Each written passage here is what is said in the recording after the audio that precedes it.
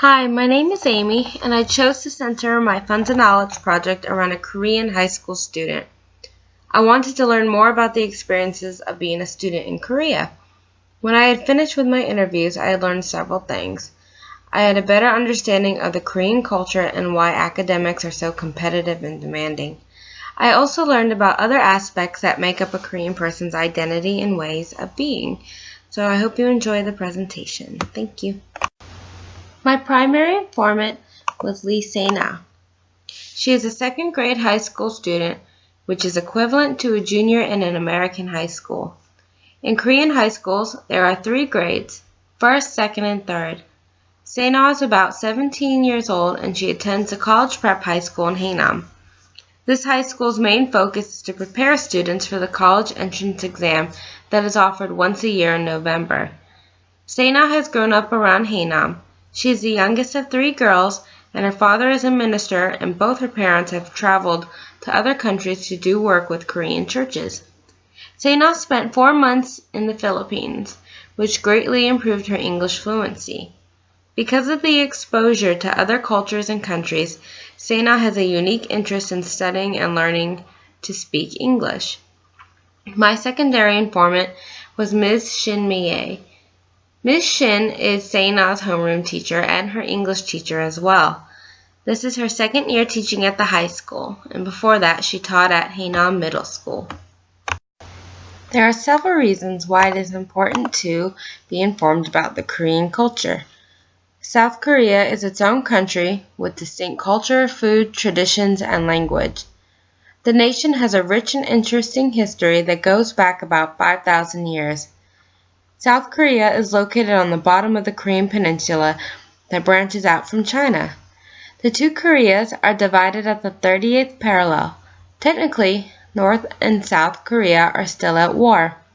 No peace treaty was signed, and they are currently in a ceasefire. Korea sometimes gets lost between the 2 megacultures of Japan and China, and often Korean people take offense when they are confused as either being Chinese or Japanese. Having a knowledge of the differences between the cultures can help myself and other teachers have a broader cultural knowledge base and avoid stereotypes and generalizations among different Asian cultures. One of the first comments Se-na said to me during our interview was that she needed more free time. This is very understandable, since students enrolled at a college preparatory high school are typically in classes from 8 to 10 p.m. Their mandatory classes run from 8 to 5, then they clean the school. After that is their lunch break. The campus is open, so students can come and go during this time. Often they go out to local cafes and eateries to socialize. From 7 to 10 is yaja, which translates to self-study at night. There is flexibility in the self-study schedule for students to participate in extracurricular activities, but they need to be approved of by the parents or teachers first. The reason for the long hours is the college entrance exam. The university entrance is highly competitive due to limited spots. Many students aim for top universities because they want the prestige or desire a particular program. Se-na felt that focusing on the CSAT made education too narrow. She mentioned that she would like it to be more diverse and less test-centered. Confucianism is very prevalent in many Asian countries, including Korea. It is an ethical and philosophical system that originated in China. Some characteristics of the system are very apparent in society, such as the workplace and in family dynamics. In the family, the youngest members are expected to serve older members of the family. Se-na told me that often her older sisters would delegate tasks to her. The same is true in the workplace. Over the years, Confucianism has become very patriarchal, and younger women find themselves at the bottom of the social hierarchy in the professional arena. At school dinners, I often see the younger female teachers setting up and breaking down, as well as having to juggle a heavier workload. Respect for the elderly and general politeness is also taught in Confucianism, but I have noticed that this seems to be breaking down with the rapid development and westernization of Korea. Confucianism is still taught in the public schools in a required ethics class, and teachers are expected to help instill morals and ethics in students. A person's name, both given and family, are very important in Korean culture. The names follow the pattern of family name first, followed by their given name, differing from the Western way of first, then last name. Names are chosen with care when children are born, and their meanings are important to them. I never assign English names to my students unless they ask for one. They take pride in their names, and as Sena said, they give a mother and father hope. During the recent Japanese colonization in the first half of the 20th century, the Japanese forced Koreans to use Japanese names. Family lineage through their family names can be traced back very far. Up until recently, there was a law that you couldn't change your family name, even in marriage and adoption. This was to help preserve records of families and where they came from and to keep track of their social standing.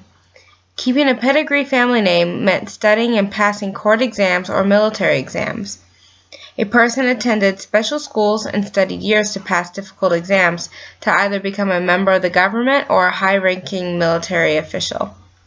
Typically, only members of the government and of high-ranking military personnel could afford to educate their children in the same way.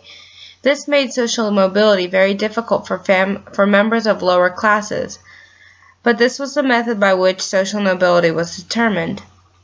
Succeeding on certain exams ensured positions of power, wealth, and a good name. I believe this is why exams and testing is such a strong determining factor for many careers and opportunities in Korea. If you understand the history behind the exams and family nobility, it makes more sense why the high school curriculum is so heavily focused on the CSAT. Haenamup, which means Haenam Town, is the largest city within Haenam County.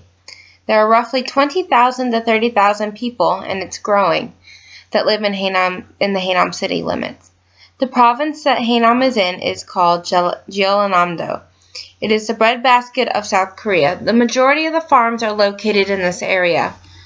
Both of my informants are originally from this area. In fact, my informant, Ms. Shin, attended Haenam High School when she was a student.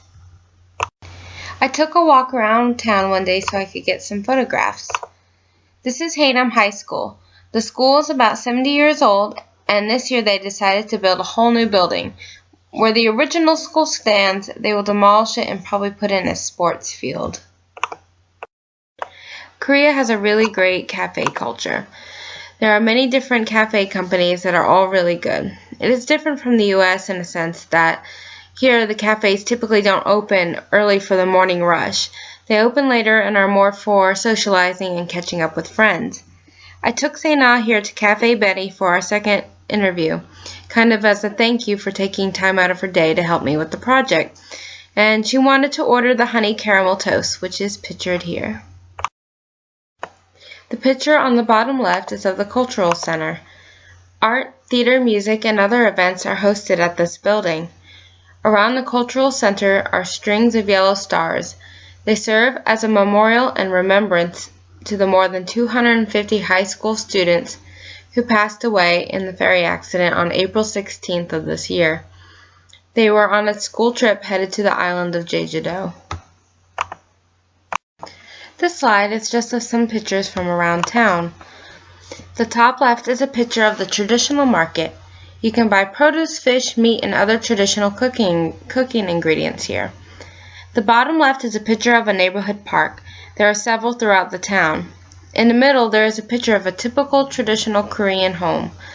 Most of the population of Korea, and even of Haenam, live in high-rise apartment buildings, but there are more traditional homes in the less urbanized areas.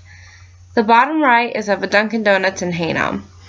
There is a Skechers store and a Guess Jeans store across the street.